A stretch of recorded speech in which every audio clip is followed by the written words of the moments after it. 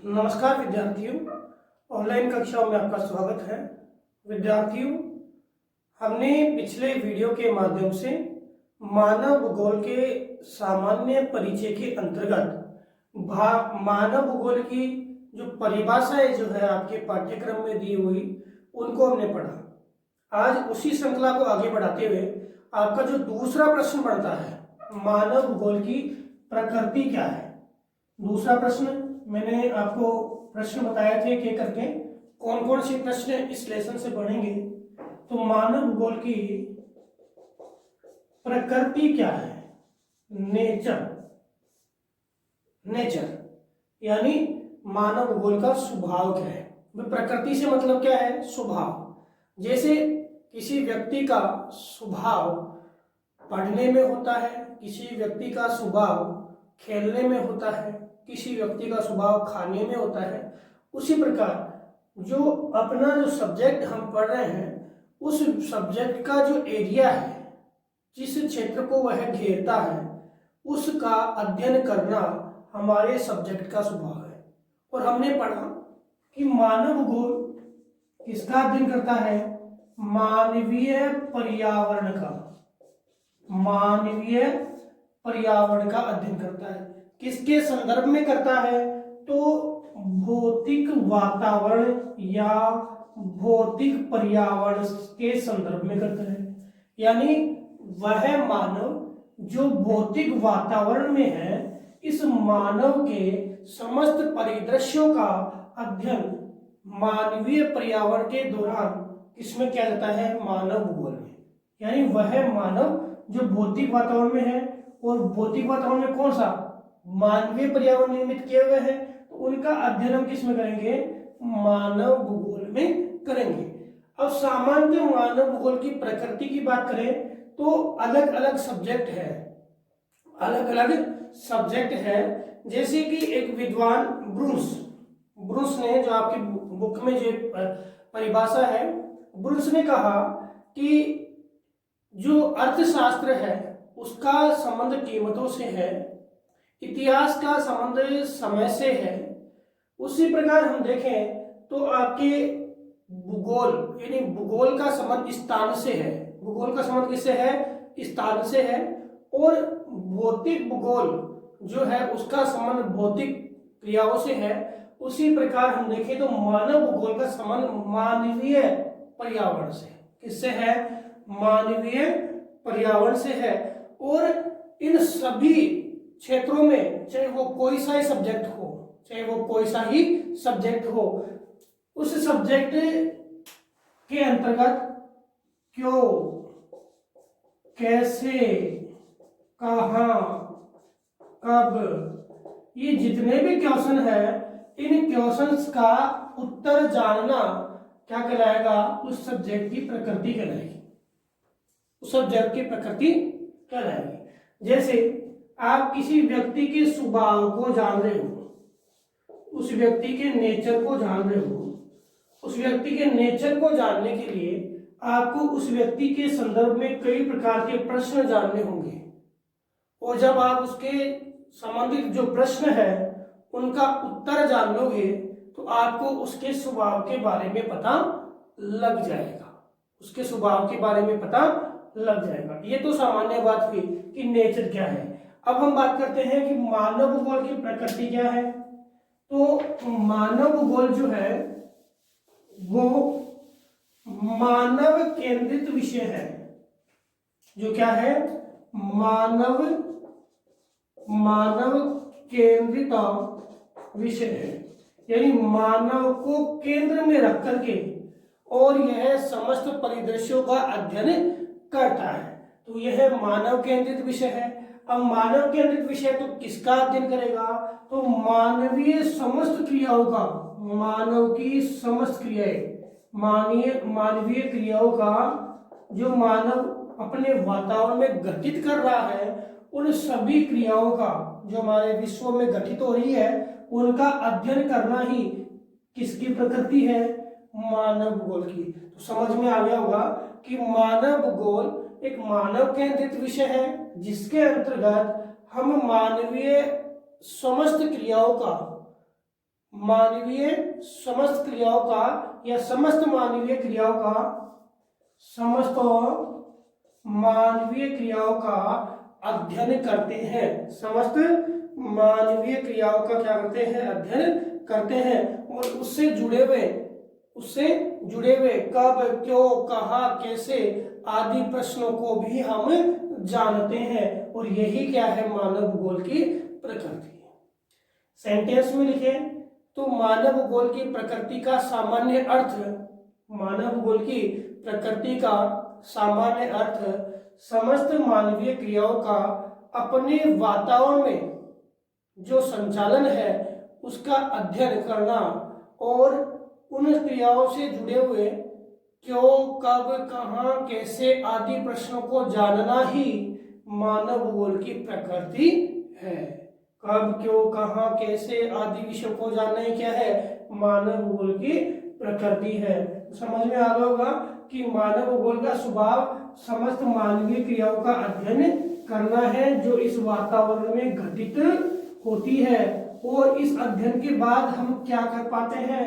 हम एक प्रदेश और दूसरे प्रदेश की क्रियाओं को जानते हैं, यहाँ के मानव की, यहाँ के मानव की। तो यहाँ इन दोनों में समायोजन स्थापित करने में हमें क्या मिलती है? सहायता मिलती है।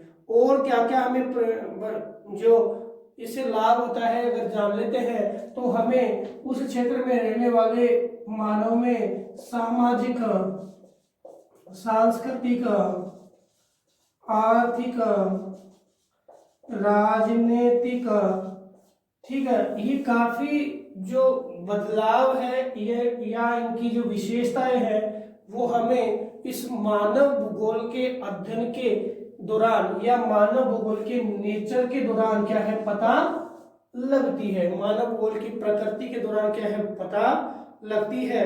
और इस आधार पे मानव जो है वो अपने वातावरण में किस प्रकार से अनुकूलन स्थापित करता है, उस अनुकूलित परिस्थिति को भी है हम क्या है? जानते हैं। किसके माध्यम से? मानव भूगोल की प्रकृति के माध्यम से जानते हैं। इसके बाद आपका जो दूसरा प्रश्न आता है इसी से जुड़ा हुआ, हमने परिभाषाएं पढ़ ली, परिभाषाएं समझ में आ गई, प्रकृति समझ में आ गई कि मानव जो है वो अपने क्षेत्र में या विश्व के किसी भी क्षेत्र में जो मानव और भौतिक वातावरण के बीच में अंतर संबंध है उन अंतर संबंधों के अध्ययन को जानना इसका स्वभाव है, मानव भूगोल का स्वभाव है, यानी मानव भूगोल की प्रकृति है। कब, क्यों, कहाँ, कैसे जो भी प्रश्न है उनके आधार पर हम जान लेते हैं। तीसरी बात होती है विषय क्षेत्र। तीसरा क्वेश्चन क्या है? विषय क्षेत्र। तो सब्जेक्ट एरिया की बात करें तो जैसे मान लो कि कोई भी व्यक्ति है, परिवार का सदस्य है, वो परिवार का सदस्य है, वो कितने लोगों से जुड़ा हुआ है, कितने लोगों को जानता है, उन लोगों को जानना या उन लोगों से जुड़ा होना वो इसका सब्जेक्ट एरिया है सामाजिक रूप से। किसके रूप से? सामाजिक रूप से। वैसे ही हमारा सब्जेक्ट है, वैसे क्या है? हमारा सब्जेक्ट है। तो इस सब्जेक्ट का सब्जेक्ट एरिया क्या है? मानव पूरे विश्व में मानव किसी भी क्षेत्र में है उस मानव के समस्त परिदृश्यों को जानना, समस्त परिदृश्यों को जानना, ये किसका स्वभाव है? मानव भूगोल का। और यही क्या है? मानव भूगोल का विषय क्षेत्र। यही क्या है? मानव भूगोल का विषय क्षेत्र है। तो समस्त परिदृश्यों को जानना मानव भूगोल का स्वभाव है और यही क्या है? उसका विषय क्षेत्र। यानी विश्व के अंदर यानी हमारी पृथ्वी के अंदर जितने भी प्रदेश हैं उन प्रदेशों में निवास करने वाले मानव जो है उन सभी मानवों के क्षेत्रों तक किसका विषय क्षेत्र जुड़ा हुआ है? मानव भूगोल का विषय क्षेत्र जुड़ा हुआ है। और इसके लिए कौन कौन से जो भिन्न भिन्न प्रदेश है तो कौन कौन से बिंदु रखे गए हैं? तो एक तो मानव भूगोल के विषय क्षेत्र में जनसंख्या, एक तो कौन सी रखी गई है, जनसंख्या। दूसरा रखा गया है प्राकृतिक संसाधन, प्राकृतिक संसाधन। और तीसरा रखा गया है आपके सांस्कृतिक भूदृश्य व जीवन की मान्यताएं, सांस्कृतिक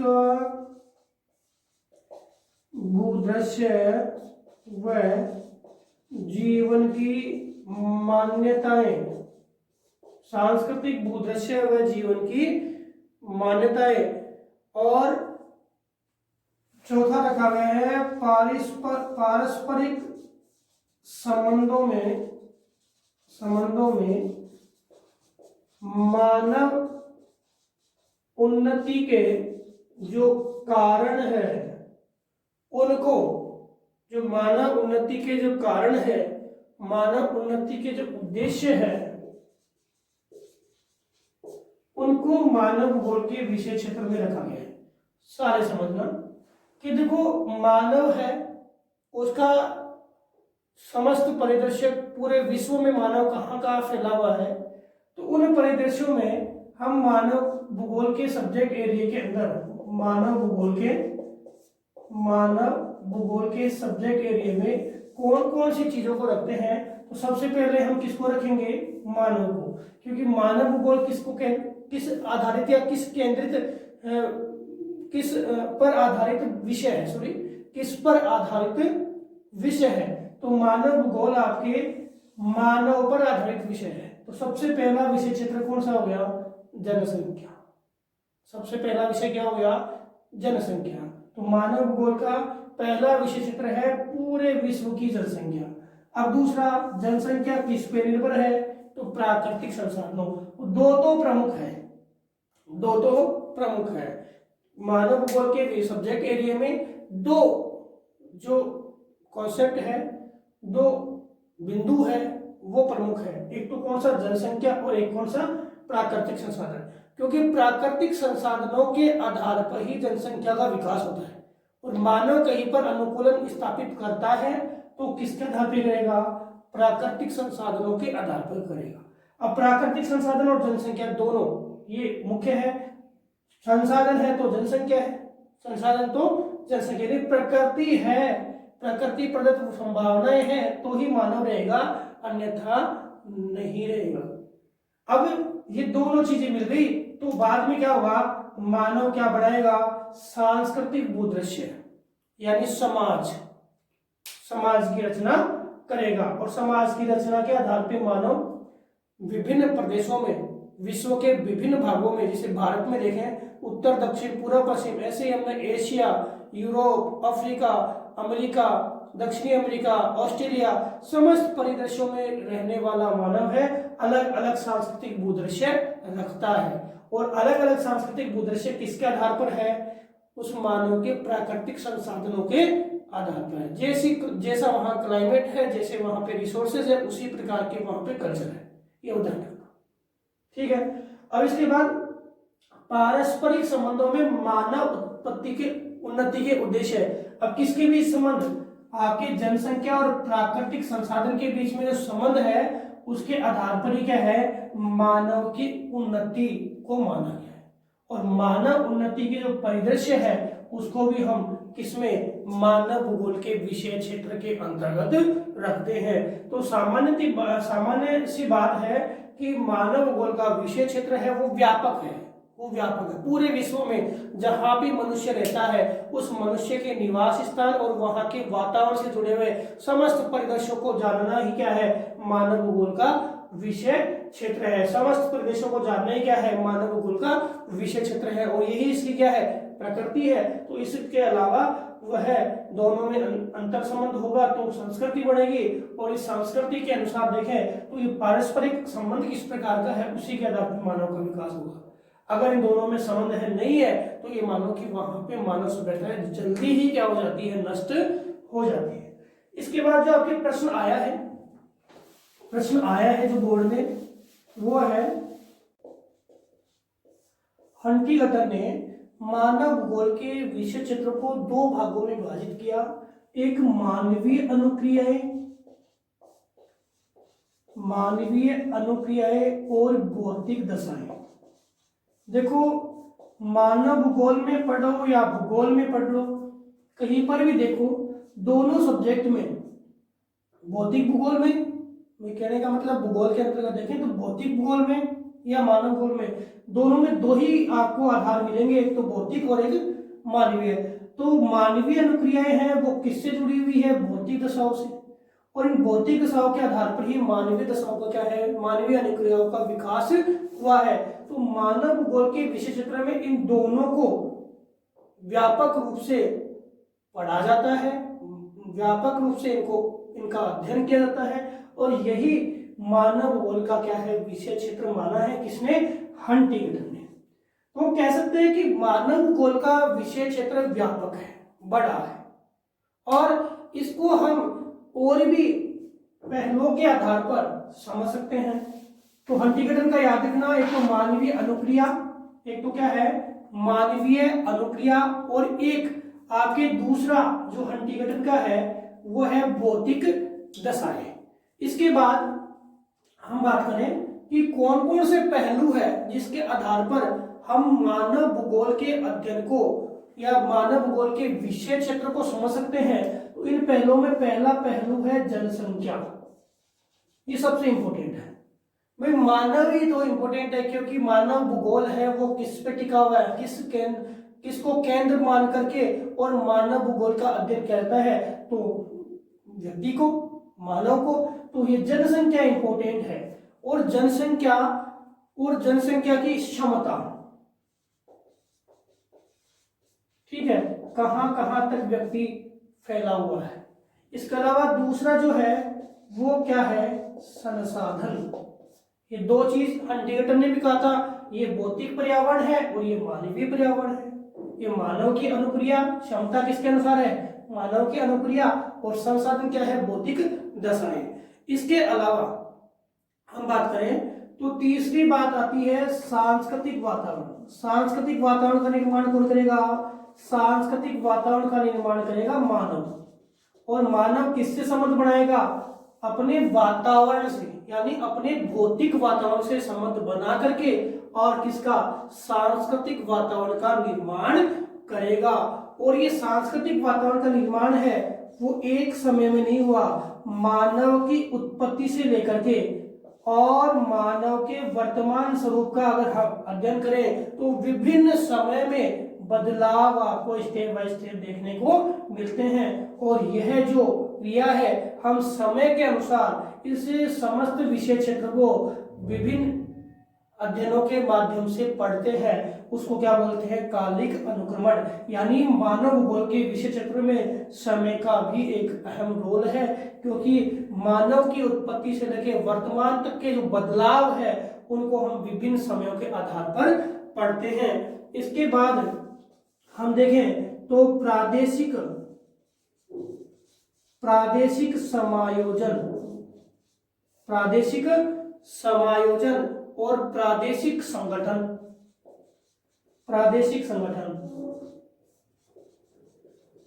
कि मानव भूगोल है उसका केवल इतना ही काम नहीं है कि मानव के किसी क्षेत्र में रहने वाले मानव का अध्ययन करना, इतना ही काम नहीं है। यह मानव के अध्ययन के साथ साथ विभिन्न प्रदेशों में रहने वाले मानव और वातावरण, ठीक है, और मानव जो है विभिन्न क्षेत्रों में इनके बीच में अंतर संबंध है उनका भी अध्ययन करता है, विभिन्न समाजों का अध्ययन करता है, समाजों के साथ साथ विभिन्न जो मानवीय क्रियाएं हैं उनका भी अध्ययन करता है। क्या क्या बदलाव उसमें है, क्या क्या बदलाव हुए हैं, और बदलावों के कारण मानव ने किस प्रकार से प्रगति की है, उस प्रगति का अध्ययन भी किसमें कहता है? मानव भूगोल में किया जाता है। इसके अलावा और क्या?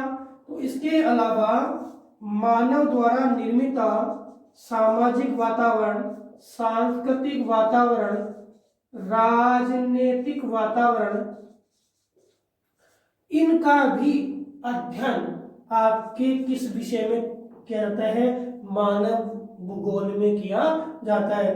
तो समस्त विषय क्षेत्रों के बिंदुओं के आधार पर हम निष्कर्ष रूप से कह सकते हैं कि मानव भूगोल है वो मानव के समस्त पहलुओं का अध्ययन करता है। सीधी सी बात है, मानव के समस्त पहलुओं का अध्ययन करता है। और मानव के ये समस्त पहलू जो है, मानव के ये समस्त पहलू जो है वो किस पे टिके हुए हैं?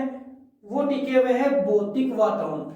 किस पे टिके हुए हैं? भौतिक वातावरण पे। सीधी सी बात हम कह सकते हैं कि मानव और भौतिक वातावरण के अंतर संबंधों का एक व्यापक अध्ययन किसके विषय क्षेत्र में आता है?